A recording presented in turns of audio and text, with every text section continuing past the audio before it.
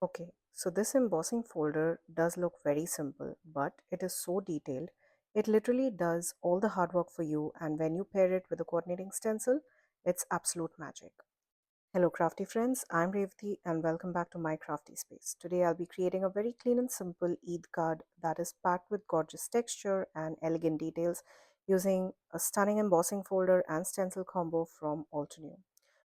This video is also part of a fun Instagram giveaway. One lucky winner will receive a $20 gift card to Altenew, so make sure you check out the giveaway details linked in my Instagram profile and also in the description box below.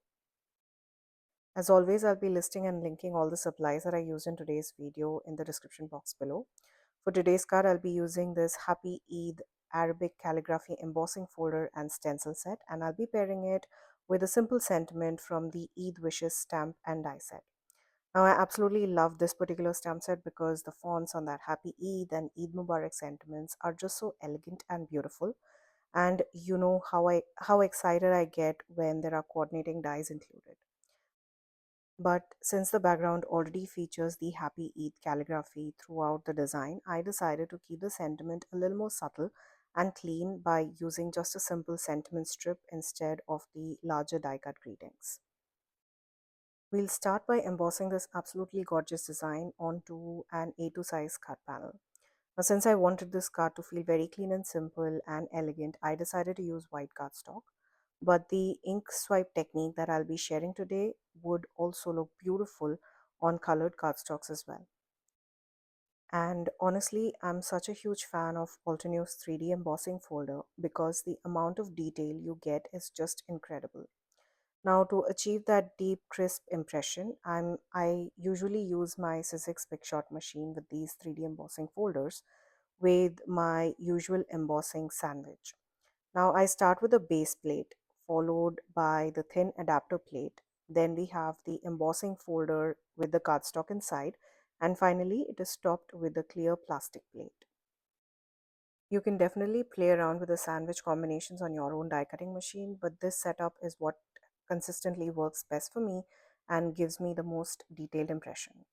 Now, the cardstock I'm using today is not super heavyweight cardstock. This is actually an 80-pound cardstock, so I didn't even need to mist it with water before running it through the machine. And just look at that gorgeous detail. The dimension, the depth from that embossing folder is absolutely stunning. You could honestly stop right here and simply do some ink pen blending all over this panel to get a beautiful colored background. But today we are going to take it a step further by using the coordinating stencil to add color only to those gorgeous embossed Arabic calligraphy elements on the card front. I'll start by placing my embossed panel onto my ultra sticky mat, and then I'll line up the coordinating stencil right over the raised embossed areas. Honestly, it fits together almost like a puzzle, which makes the alignment process so super simple. Now, the ultra sticky mat will help keep both the cardstock and the stencil securely in place from start to finish, so nothing shifts while ink blending. And since the stencil openings are designed to expose only the embossed calligraphy areas, there's no need to do any extra masking on the rest of the panel, which makes the process even more quick and effortless. And of course, I had to reach for my all-time favorite color combination, which is pink and orange. These colors together just make me so happy and add such a beautiful warmth to the design. I'll be doing the coloring in two layers, starting with the lighter shades of pink and orange to softly build up the color on those embossed areas. For the ink blending, I prefer using the smaller ink blending brushes by Altenew because they make it so easy to get into those really detailed areas while still keeping the blending soft and controlled. And can we just take a moment to appreciate these storage boxes by Altenew? They are absolute perfect for organizing these ink blending brushes.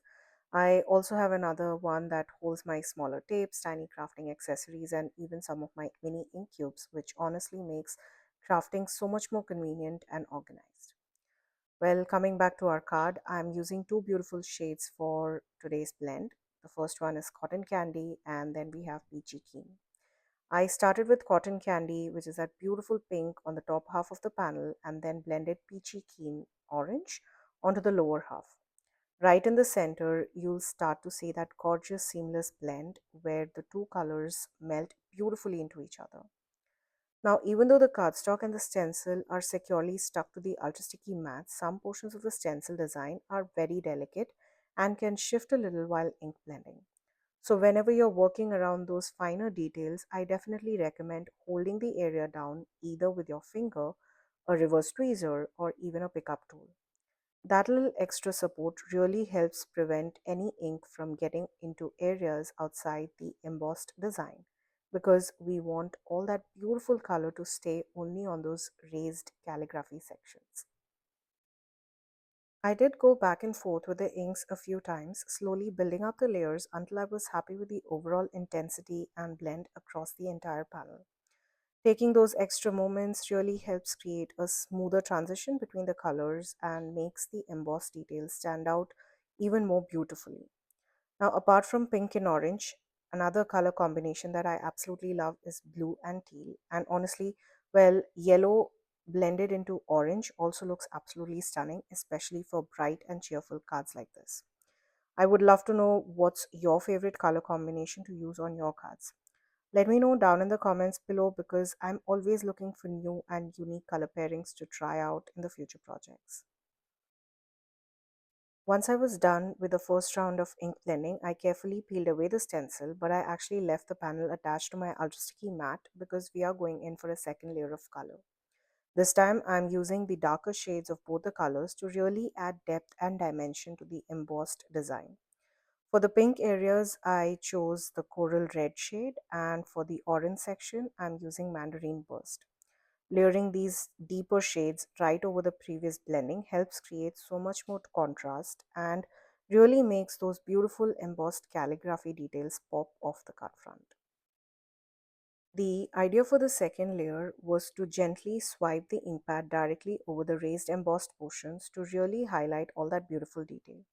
I tried to be super careful while doing this, but well, I still managed to make a little boo boo. I accidentally got some of that coral red ink on the background of my card panel, which was definitely a bit of a bummer for me. But honestly, I really didn't want to start all over again, so I decided to just work through it and see if I could save the panel. And actually, this ended up becoming a great learning moment for me. To fix the issue and avoid the same mistake again, I brought the stencil back over to the embossed panel and lined it up once more. This time, the stencil will act as a mask, covering the rest of the background and exposing only the raised calligraphy design. So now I can continue swiping the ink directly on the embossed areas without worrying about accidentally getting ink on the rest of the card panel. Initially, I planned to use the entire A2 size panel for my full cut front, but in the end, you'll notice I did trim it down a little. And that was simply to avoid showing that small ink smudge that ended up right along the edge of that panel. But here's the thing I always remind myself, it's totally okay if you make mistakes on your card. It's part of the process. Most of the time, you can either hide them, trim them, or creatively work around them, and in the end, nobody will ever know. And honestly, it just becomes part of the handmade charm of the project. Once I was done with the stenciling and all of that gorgeous ink blending, I always like to clean my stencil right away. And with inks, it's super quick. All I do is lay the stencil flat on a microfiber cloth, mist it lightly with some water, and then gently wipe it clean with another microfiber cloth. That's it. Clean stencil in under 30 seconds. Now, if I was using a paste instead of the ink, I would definitely take it to the sink and rinse it under some warm soapy water to make sure everything is fully removed. But for inks, this quick wipe method works perfectly. You know, my cards are never complete without a little shine, sparkle, and splatter. So, of course, I had to add some shimmer to this one too, but just to the colored embossed layer to keep that elegant and controlled look. Now, I brought my panel over to my splatter box and placed a stencil right back on top to protect the background. Then I added a fine mist of the iridescent shimmer spray over the open areas of the stencil so the sparkle only hits those beautifully raised calligraphy designs. Then I removed my stencil and with a few random drops of the jet black ink spray to add that extra contrast and artistic touch to this entire background. If you don't have any of these ink sprays, you can absolutely use diluted watercolors or even watered down ink for that same splatter effect. I love adding splatters to my card. I know it's not everyone's favorite technique, but with all that clean and simple design, I feel like these slightly uncontrolled splatters really bring in that beautiful artistic, expressive touch to the overall look. It just adds a bit of movement and character that I absolutely love. And if splatters feel a little intimidating, I do have videos where I show faux splatter techniques as well, where I simply use gel pens to create that splattered look in much more controlled way. For now, I'm going to let this panel dry completely. While that's happening, I'll move on to working on the sentiment for the card. For my sentiment, I'll be stamping the phrase "to you and your loved ones" from the Eid Wishes stamp set. I stamped the sentiment using white pigment ink on black cardstock, and I'll be heat embossing it with white embossing powder to make it really pop against our beautiful background. This combination of white on black always creates such a bold, elegant contrast, and it ties in beautifully with the clean and simple design of today's card. I stamped the sentiment right along the very edge of my black cardstock so it would be easy to trim into a clean sentiment strip. But of course, you could use your sentiment or label dies to cut these out if you prefer that polished die cut finish. Another thing I really love doing with my sentiment strips like these is stacking them up using scrap pieces of cardstock. In this case, I'm just layering thin pieces of that same black cardstock underneath. You could absolutely use foam tape for dimension as well, but I personally enjoy building up layers with cardstock because it gives it a real sturdy, clean, and professional look. And honestly, I do the same thing with my die cuts as well. I love adding those extra layers because it just makes everything feel more dimensional and well finished on my cards. Now that our sentiment strip is ready, let's come back to our main panel. And this is the moment where I decided to fix that little ink smudge on the edge. I took the panel over to my paper trimmer and trimmed off 1/8 of an inch from all four sides. This brought my final panel size to 4 by 5 1/4 inches, and it also created a really nice clean border all the way around the design. And for that tiny bit of ink that was still visible on the edge, I simply touched it up using the black gel pen.